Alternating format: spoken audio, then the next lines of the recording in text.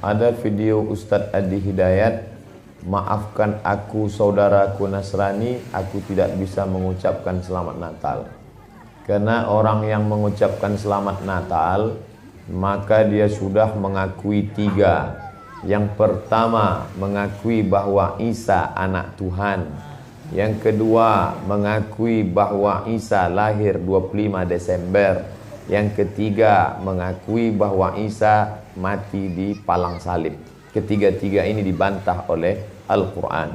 Bahwa Isa anak Tuhan dibantah. Laqad kafaral ladzina qalu innallaha salisu salasah. Kafirlah orang yang mengatakan Isa Trinitas dan anak Tuhan. Tentang Nabi Isa lahir tanggal 25 Desember dibantah. Ketika Maryam memegang Isa, tidak ada makanan karena terlahir di tepian kota. Allah memerintahkan menggoncang pangkal batang pohon korma. Tusakit alaiki rutaban jania, gugur buah korma yang mengkal. Buah korma mengkal ada pada musim panas bulan Juli Agustus. Ketika Isa lahir, kambing-kambing sedang digembalakan di padang rumput. Sedangkan bulan 12 rumput tidak tumbuh karena tertutup salju. Maka 25 Desember bukan hari kelahiran Isa, tapi hari raya merayakan Dewa Mitra, Dewa Matahari, yang diambil oleh Kaisar Konstantin dari Konstantinopel.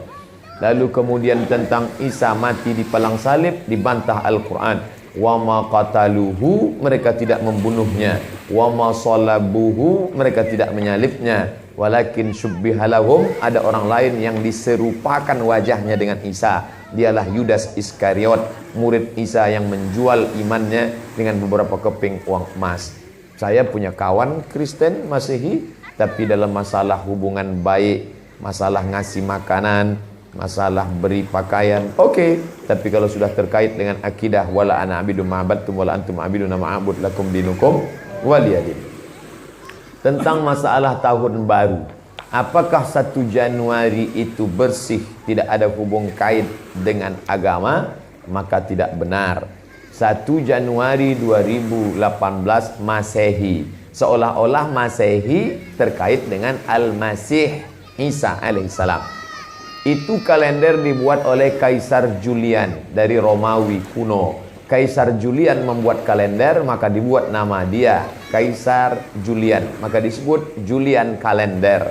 Lalu kemudian Julian kalender dibawa ke Vatikan, dirobah oleh Kaisar Raja Pendeta Paus Vatikan bernama Paus Gregorius, maka sampai sekarang disebut dia dengan Gregorian kalender.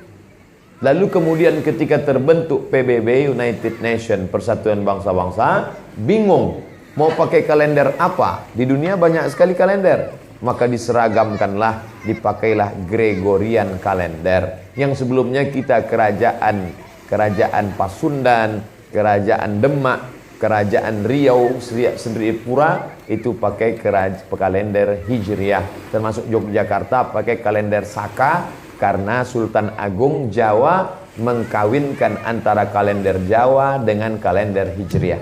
Karena ingin mendamaikan antara Jawa dengan Islam.